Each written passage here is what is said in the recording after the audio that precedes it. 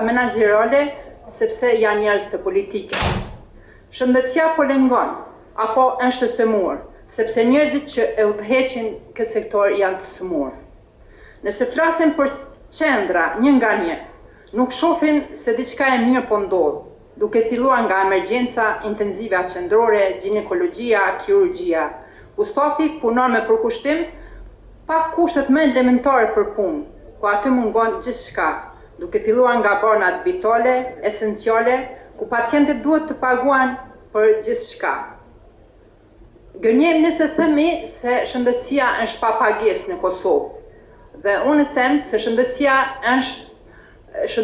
në Kosovë kushton më shumë se sa në të gjitha vendet e rajonit, sepse këtu pacientët duhet të paguajnë për gjithçka, duke filluar për analizat laboratorike, për bornat, për filmimet e ndryshme që ka një kosto të lartë buxhetore.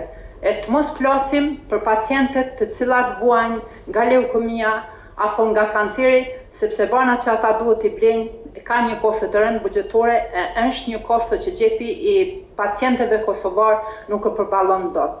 Të mbesim me shpresë se kësaj radhe qeveria do të implementojë rekomandimet e dhëna nga auditori i përgjithshëm dhe nga Komisioni për mbikëqyrjen e financave publike në mënyrë që të gjitha këto të gjetura të mos përsëriten vit pas viti, sepse në këtë formë edhe po e dëmtojmë shëndetësinë e cila edhe ashtu është mjaft e dëmtuar.